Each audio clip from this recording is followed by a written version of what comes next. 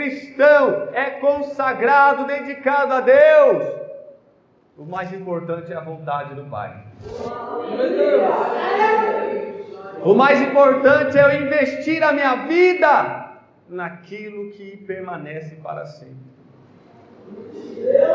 Marcos capítulo 9, versículo 35 ao 38, diz: Jesus ia passando por todas as cidades e povoados. Todas as cidades e povoados. Ia do quê? Bicicleta, patins, skate, táxi, mototáxi.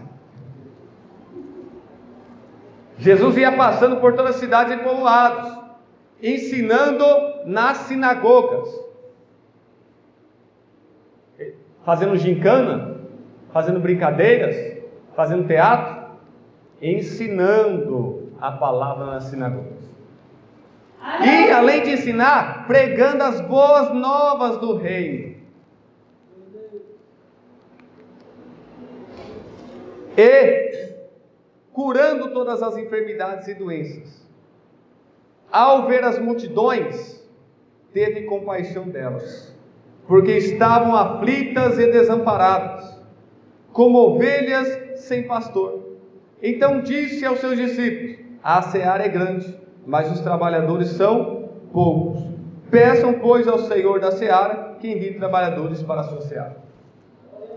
Eis aí, meus irmãos, que o próprio Deus sabe dessa necessidade. Deus sabe que a seara é grande e poucos são feitos. Ele foi o primeiro a dizer. Nós temos consciência disso e Deus sabe primeiro e mais do que nós. E Ele diz que para melhorar esta questão, a igreja tem que orar. A igreja tem que pedir.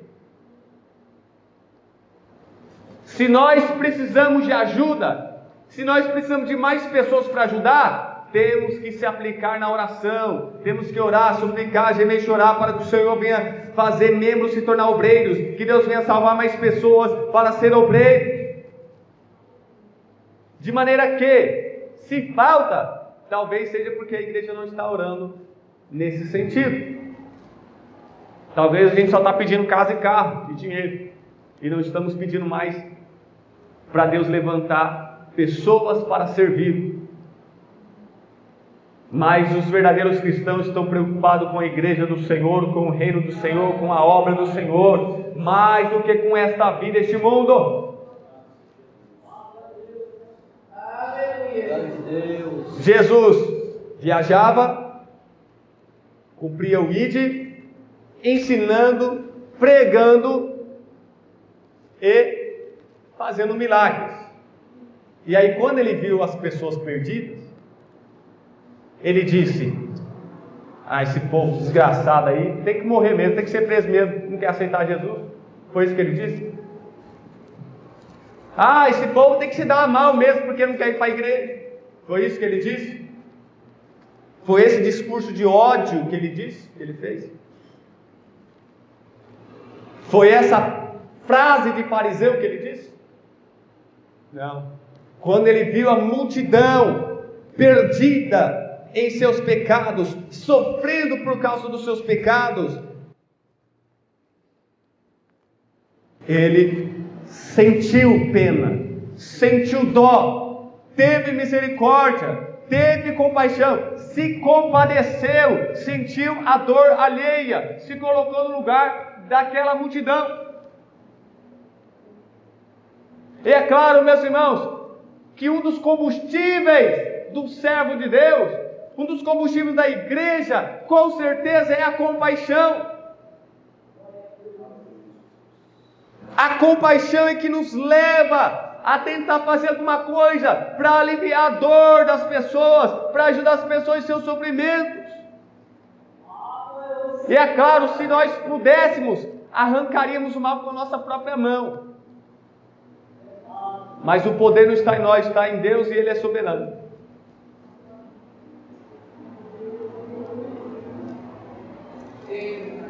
Nós, a igreja, tem que ter mais compaixão, nós temos que se encher da compaixão, nós temos que ser mais compassivos, e é esse sentimento, meus irmãos, de Deus na nossa vida, que vai nos levar a fazer alguma coisa, para aqueles que estão perdidos sem Jesus, arruinados, indo para o inferno.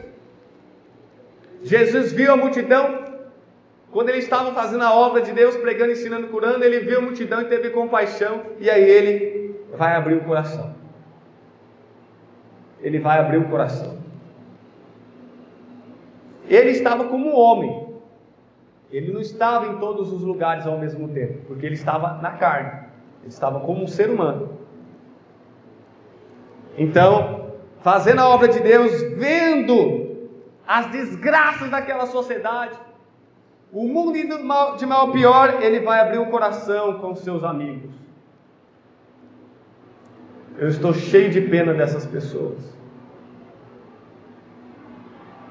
Eu sou um só. Porque ele estava como homem. Olha só como é grande o mundo, como tem pessoas nesse mundo para se salvar, para serem curadas, libertadas. Só que é só eu e vocês. Mas por enquanto, porque a igreja foi orando, e hoje ela está bem grande para a glória de Deus. Começou com 1, passou para 12 e foi assim aumentando. Louvado seja Deus. Mas também o mundo também foi crescendo. Hoje já são bilhões e bilhões de pessoas.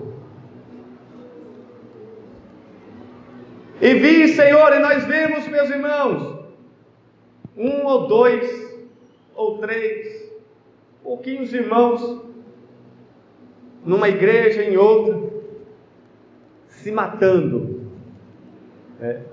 modo de falar, se esforçando, se doando o máximo, enquanto muitas vezes tem pessoas lá na folga. Temos que compartilhar e repartir este fardo.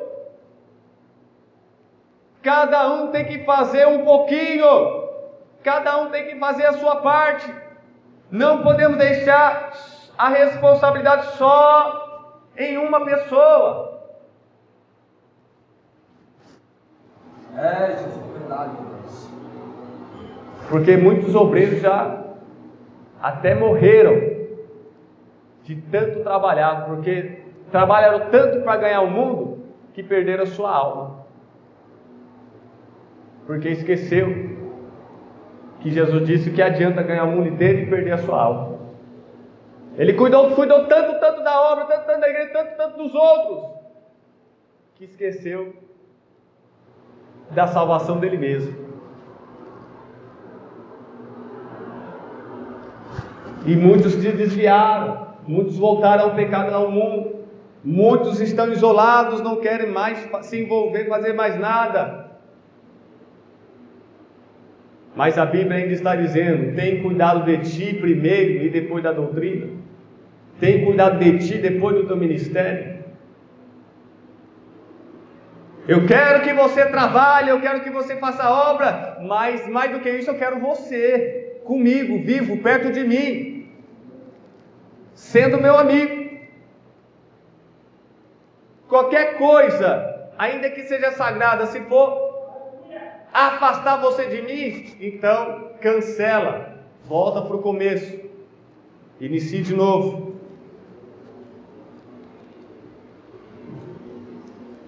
Um cego não guia outro cego, um perdido não salva outro perdido. Você tem que estar sã, saudável, forte, para Deus usar você para ganhar o mundo, para ganhar as almas. Louvado seja Deus. O Deus que te contratou, te empregou, é o Deus que vai te dar todo equipamento, ferramenta de trabalho. O Deus que te empregou, o Deus que colocou você na empresa dele, é Ele que te paga o seu salário, Ele é a tua recompensa, Ele é a tua porção maior, Ele é o teu cálice.